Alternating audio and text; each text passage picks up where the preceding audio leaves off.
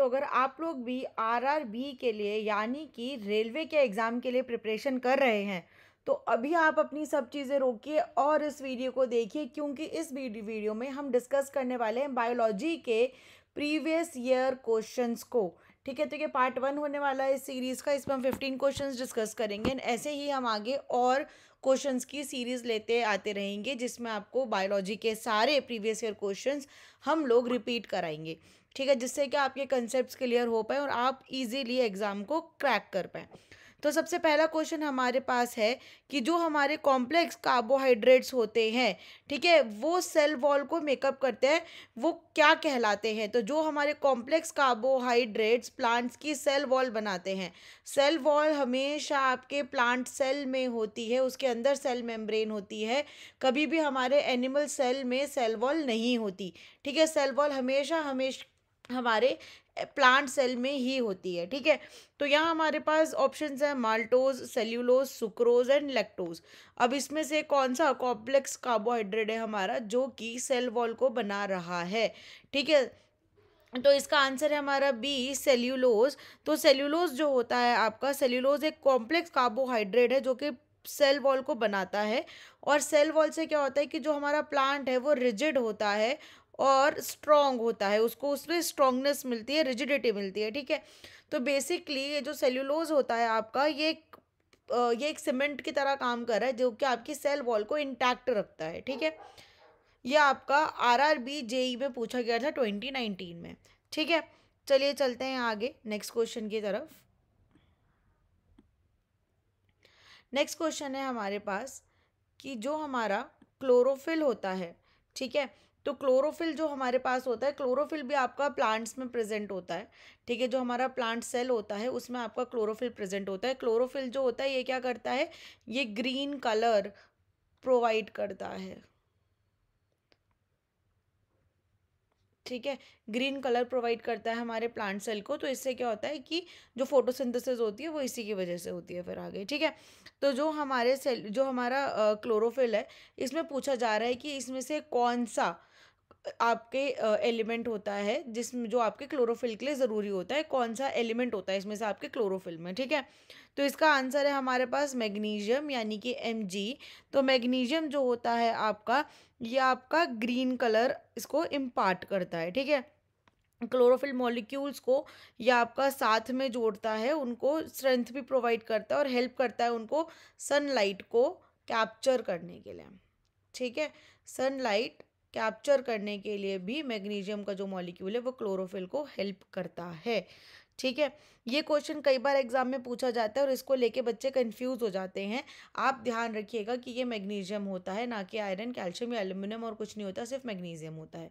ठीक है, अब नेक्स्ट क्वेश्चन है हमारे पास कि किसने आपकी प्रोटोप्लाज्म की जो टर्म थी ये दी थी, प्रोटोप्लाज्म टर्म थी जो ये कॉइन किसने करी थी, किसने दिया था ये? ठीक है, ये आपका जो क्वेश्चन है कि कई बार आपका एग्जाम्स में पूछा जाता है, इट्स वेरी इंपॉर्टेंट क्वेश्चन। तो इसका आंसर है आपका परकिंजी। ठीक है, जो आपका जॉनसन परकिंजी थे, इन्होंने सबसे पहले ये जो टर्म था प्रोटोप्लाज्म ये कॉइन करा था। ठीक है, आप इसको छोटी सी चीज़ से याद रख सकते हैं, P for protoplasm, P for Purkinje, तो P is equal to P. इससे आपको ये याद रखना बहुत आसान हो जाएगा। ये एक छोटी सी मेमोरी ट्रिक है जो आप लोग आगे यूज़ कर सकते हैं।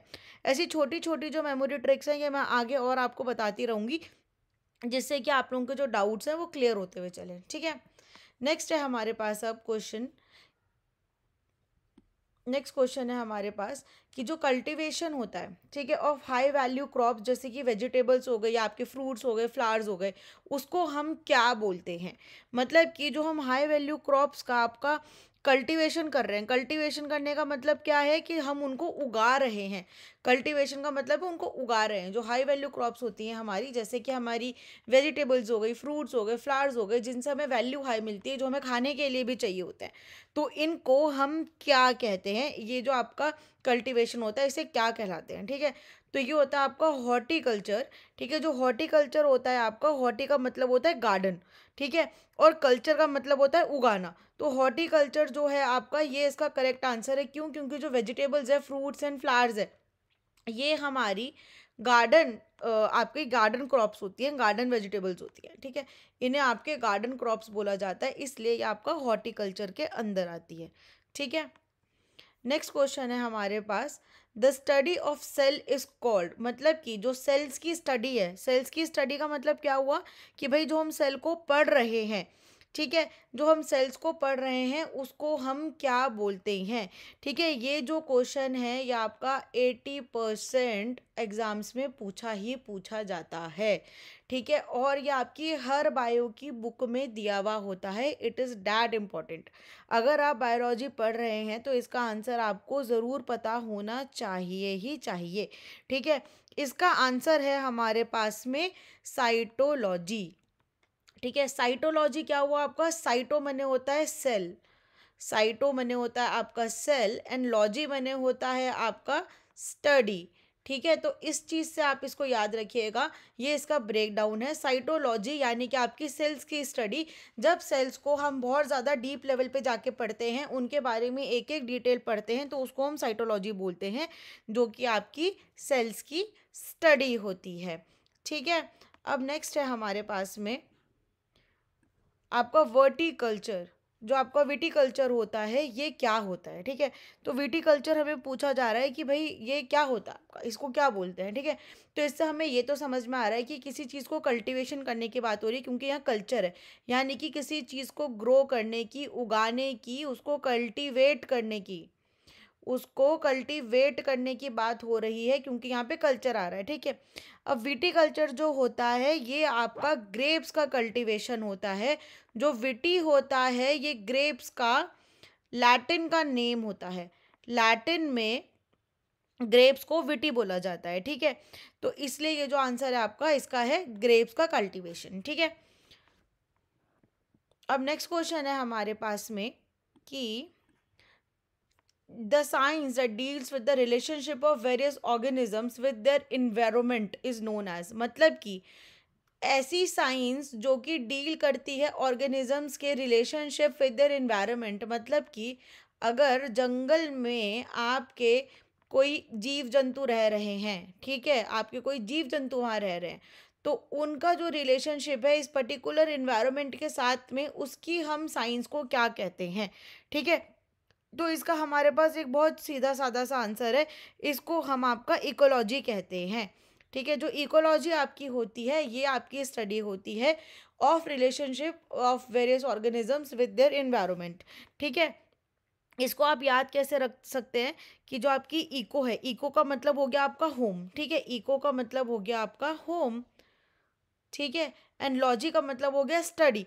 तो जहाँ पे आपके घर की स्टडी हो रही है, घर क्या हुआ आपका एनवायरनमेंट हुआ, घर के अंदर कौन रहते हैं, जैसे घर के अंदर लोग रहते हैं, ऐसे ही जो आपका जो आपका एनवायरनमेंट होता है, या किस जंगल का एनवायरनमेंट है, डिजर्ट का एनवायरनमेंट है, कहीं का भी एनवायरनमेंट है, तो वो किसका होम है, वो ऑर्गेनिजम्स का होम है। इसलिए जो इकोलॉजी हो गया आपका, ये आपका इसका करेक्ट आंसर है। ये आपकी वो साइंस है जो डील करती है relationship of various organisms with their environment की स्टडी पे, ठीक है।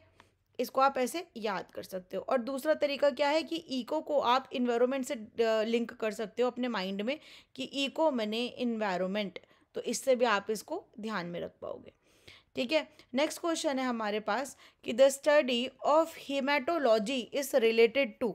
अब हीमेटोलॉजी की बात हो रही है, हीमेटोलॉजी किस चीज़ की स्टडी है, तो अगर आप लोगों ने कभी भी अपना ब्लड टेस्ट करवाया है, ठीक है, कभी भी आपने ब्लड टेस्ट करवाया है, तो आपने ये हीमेटोलॉजी या हीमेटिन जो चीज़ है ये किसी ना किसी वहाँ पे लैब टेक्नीशियन के नाम से के मुंह से ज़रूर सुनी होगी, ठीक है। तो हीमेटोलॉजी जो होती है आपकी, ये ब्लड की स्टडी होती है, ब्लड के रिलेटेड जो भी हमारी स्टडीज़ होती हैं वो हीमेटोलॉजी के अंडर ही हमारी कवर होती है, ठीक है। हीमा का मतलब होता है आपका ब्लड, ठीक है। इसको याद रखने का मैं एक छोटा सा तरीका बताती हूँ। ब्लड में आपका क्या होता है, हीमोग्लोबिन, ब्लड में क्या होता है आपका हीमोग्लोबिन। तो इसलिए जो हीमेटोलॉजी है आपकी वो क्या हो गई, ब्लड की स्टडी हो गई, ठीक है। इस तरह से आप इसको बहुत इजीली याद करके रख सकते हो, ठीक है। अब नेक्स्ट क्वेश्चन है हमारे पास में कि व्हाट इज मॉर्फोलॉजी। जो मॉर्फोलॉजी होती है ये क्या होती है, ठीक है। तो अब हमसे यहाँ सीधा क्वेश्चन पूछा गया है, ठीक है, तो मॉर्फोलॉजी का मतलब होता है, मॉर्फ का मतलब आपने कभी देखा होगा कि कई जगह पे टर्म्स यूज होती हैं कि अरे इसे मॉर्फ कर देते हैं, ठीक है। मॉर्फ कर देते हैं का मतलब इसे शेप कर देते हैं, ठीक है। तो मॉर्फ का मतलब होता है किसी चीज़ को शेप करना, किसी चीज़ को फॉर्म देना, ठीक है। तो मॉर्फोलॉजी जो होती है आपकी, ये study of shape, structure and specific structure की जो स्टडी होती है उसको आपकी मॉर्फोलॉजी बोला जाता है, ठीक है। अब नेक्स्ट है हमारे पास में, नेक्स्ट क्वेश्चन है हमारे पास, that which of the following study related to human, ठीक है। इसमें से कौन सी स्टडी है जो कि आपकी ह्यूमन से रिलेट करती है, ठीक है। तो इसका आंसर है हमारा एंथ्रोपोलॉजी, ठीक है। जो एंथ्रोपोलॉजी होती है ये ह्यूमन से आपके लिंक करी जाती है, ठीक है। इसमें क्या होता है कि ह्यूमन का बिहेवियर कैसा है, कल्चर कैसा है, उसका इवैल्यूएशन क्या, उसका इवैल्यूएशन और इवोल्यूशन दोनों, ठीक है, कि कैसा है क्या है वो सब इसमें स्टडी करा जाता है। कंप्लीट ह्यूमंस के बारे में जो आपकी स्टडी होती है उसे एंथ्रोपोलॉजी बोला जाता है, ठीक है। एंथ्रोपो मतलब ह्यूमन एंड लॉजी मैंने स्टडी, ये अभी तक आप समझ चुके होंगे, ठीक है। तो एंथ्रोपो का मतलब हुआ आपका ह्यूमंस, ठीक है, एंड लॉजी का मतलब हुआ आपका स्टडी। तो इसलिए इसमें से जो ह्यूमन रिलेटेड स्टडी है आपकी वो क्या होती है हमारी एंथ्रोपोलॉजी, ठीक है। नेक्स्ट क्वेश्चन है हमारे पास कि the study of fertilization, development, division and variation is known as, मतलब कि जो स्टडी हमारी फर्टिलाइजेशन की है, डेवलपमेंट की है, ठीक है, और डिवीजन की है और वेरिएशंस आते हैं उसमें, उसको हम क्या कहते हैं, ठीक है। अब हमें ये चीज़ समझना ज़रूरी है कि ये हमारे को किस टर्म में फर्टिलाइजेशन, डेवलपमेंट पूछा गया है, वेरिएशन और डिवीजन पूछा गया है, ठीक है। हमारे पास जितने भी ऑप्शंस हैं ये ह्यूमन से रिलेट कर रहे हैं, ना कि प्लांट से, ठीक है। तो इसलिए ये जो हमारे यहाँ स्टडी की बात हो रही है, जो फर्टिलाइजेशन की बात हो रही है, डेवलपमेंट की बात हो रही है, ये एम्ब्रियो के बारे में बात हो रही है, ठीक है। ये एम्ब्रियो के बारे में बात हो रही है जो हमारे ह्यूमंस के अंडर में फर्टिलाइजेशन होता है। फर्टिलाइजेशन का मतलब होता है जब फीमेल एग आपका मेल स्पर्म से फ्यूज़ होता है तो उसे फर्टिलाइजेशन बोलते हैं, ठीक है। ये उसके बारे में बात हो रही है। तो इसलिए इस वाली स्टडी को जो बोला जाता है इसे एम्ब्रियोलॉजी बोला जाता है, ठीक है। इसको आपका एम्ब्रियोलॉजी बोला जाता है। इस स्टडी में क्या होता है कि एक सिंगल सेल से पूरा का पूरा बेबी कैसे बन रहा है, उस बेबी के अंदर कोई डिफेक्ट तो नहीं आ रहा है, उसके अंदर सारी की सारी चीज़ें जो हैं वो एज पर नेचर चल रही हैं, उसमें कोई डिफेक्ट तो नहीं है, उसको कोई डेफिशिएंसी तो नहीं हो रही है, वो पूरी स्टडी जो होती है आपकी उसे एम्ब्रियोलॉजी बोला जाता है, ठीक है। और इफ़ इन केस उसमें कोई डिफेक्ट है, ठीक है, बेबी में कोई डिफेक्ट है या कोई डिजीज़ हो रही है, तो उस डिफेक्ट को ट्रीट कैसे करना है, उसको आपका राइट कैसे करना है, ठीक कैसे करना है, वो सब आपका एम्ब्रियोलॉजी के अंडर में आता है, ठीक है। अब नेक्स्ट क्वेश्चन है हमारे पास कि which of the following branches of zoology is closely related to study of sociology of human race, मतलब कि ये जो नीचे हमारे को जूलॉजी की ब्रांचेस दे रखी हैं, तो बायोलॉजी जो होती है आपकी, बायोलॉजी जो होती है आपकी ये दो पार्ट्स में डिवाइडेड होती है, एक होती है आपकी जूलॉजी और एक होती है आपकी बॉटनी, ठीक है। तो एक होती है जूलॉजी, एक होती है बॉटनी, तो ये दो पार्ट्स में आपकी डिवाइडेड होती है। तो जूलॉजी जो होती है आपकी ये स्टडी ऑफ एनिमल्स होती है, वाइल जो बॉटनी होती है ये आपकी स्टडी ऑफ प्लांट्स होती है, ठीक है। तो यहाँ पे हमें ये पूछा गया है, यहाँ पे हमारे को वेरियस ब्रांचेस ऑफ जूलॉजी दे रखी है और ये पूछा गया है कि इसमें से कौन सी ह्यूमन रेस की जो सोशियोलॉजी है, ठीक है, उसको आपकी क्लोजली स्टडी करती है, ठीक है। तो इसका आंसर है हमारे पास एंथ्रोपोलॉजी। अब भी हमने ऊपर वाले में ये पढ़ा था कि जो एंथ्रोपोलॉजी होती है आपकी ये human culture, behaviour, patterns and जो उनका इवोल्यूशन है उसको स्टडी करती है, ठीक है। तो इसलिए इसका आंसर है हमारा एंथ्रोपोलॉजी, ठीक है।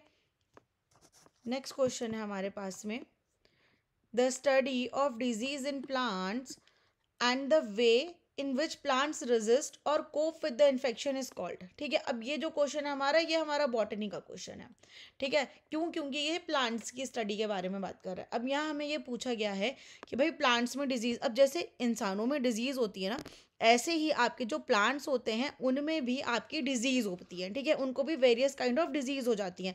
तो भाई अब उस डिजीज़ को ठीक करने के लिए भी तो कुछ ना कुछ स्टडी होगी, है ना। तो अब ये वाली जो स्टडी है ये आपकी ये रिलेट करती है कि भाई जब प्लांट को डिजीज़ हो रही है तो वो प्लांट खुद से उसको कैसे रजिस्ट कर रहा है, खुद से वो उस डिजीज़ के अगेंस्ट में कैसे बच रहा है। तो इसका जो कोपिंग मैकेनिज्म है, यानी कि इसका जो डिफेंस का सिस्टम है वो कैसे काम कर रहा है, तो उसको हम क्या बोलेंगे, वो स्टडी आपकी क्या होती है, ठीक है। तो ये होती है आपकी फाइटोपैथोलॉजी, ठीक है। फाइटोपैथोलॉजी का मतलब क्या हुआ, फाइटो मने होता है आपका प्लांट्स, ठीक है, फाइटो मने होता है आपका प्लांट्स, ठीक है। पैथो का मतलब होता है पैथोजन, यानी कि जो डिजीज क्रिएटिंग आपके बैक्टीरियाज होते हैं वो होते हैं आपके पैथो, ठीक है, उन्हें पैथोजन्स भी बोलते हैं, ठीक है। तो पैथो का मतलब हो गया आपका डिजीज, ठीक है। एंड लॉजी का मतलब होता है आपका स्टडी, ये तो आपको अभी तक पता ही है, ठीक है। तो इसलिए जो आपका फाइटोपैथोलॉजी है ये आपका ऐसी स्टडी है जो ये डिजीज इन प्लांट्स को स्टडी करती है और प्लांट्स उसे किस वे से रजिस्ट कर रहे हैं, कैसे उससे कोप कर रहे हैं, तो उस पर ये आपका आगे पूरा एक्सप्लेन करती है, पूरी स्टडी होती है उसके बारे में, ठीक है। नेक्स्ट क्वेश्चन है हमारे पास कि under which branch of science, ठीक है, under which branch of soil science is the study of effect of soil on living things. मतलब कि जो हमारी मिट्टी है, ठीक है, अब जो मिट्टी है उसका लिविंग ऑर्गेनिज्म पे, लिविंग थिंग्स पे क्या इफेक्ट होता है, क्यों ज़रूरी होती है, तो उस स्टडी को हम क्या बोलते हैं, ठीक है। ये भी आपकी एक साइंस की ब्रांच होती है, ठीक है। तो इसकी जो स्टडी है इसको आपका इडा इडाफोलॉजी बोलते हैं, ठीक है। इडाफोलॉजी जो होती है आपकी, इडाफोस का मतलब होता है सॉइल, ठीक है। ये आपका जो है डील करती है कि भाई हम कैसे, ये जो हमारी सॉइल है ये प्लांट्स को कैसे इफेक्ट कर रही है, कौन से प्लांट के लिए किस टाइप की सॉइल चाहिए, ठीक है। किसी प्लांट को आपकी लोमी सॉइल चाहिए होती है, किसी को आपकी सैंडी सॉइल चाहिए होती है, ठीक है। तो किस टाइप की सॉइल किस प्लांट को चाहिए, साथ में ही इन सॉइल का जो ह्यूमंस है उन पे भी क्या इफेक्ट पड़ता है, ठीक है। तो ये होती है आपकी इडेफोलॉजी, जो कि आपकी सॉइल की स्टडी होती है, ठीक है। अब नेक्स्ट क्वेश्चन है हमारे पास में, यहाँ हमारे से पूछा गया है that which of the following is the branch of physiology and medicine that deals with specific disease and conditions of man.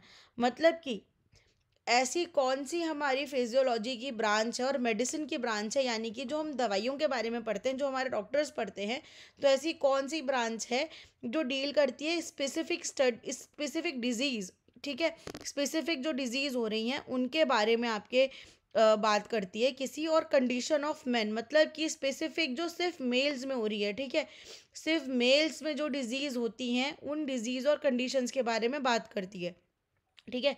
इसका आंसर है हमारा एंड्रोलॉजी, ठीक है। एंड्रोलॉजी जो है ये आपकी जो मेल्स के स्पेसिफिक आपकी डिजीज़ होती हैं और कंडीशंस होती हैं उस पर काम करती है। तो इस पे आप लोग ना कंफ्यूज मत होना, ये थोड़ा कंफ्यूज करने वाला क्वेश्चन होता है ज़्यादातर।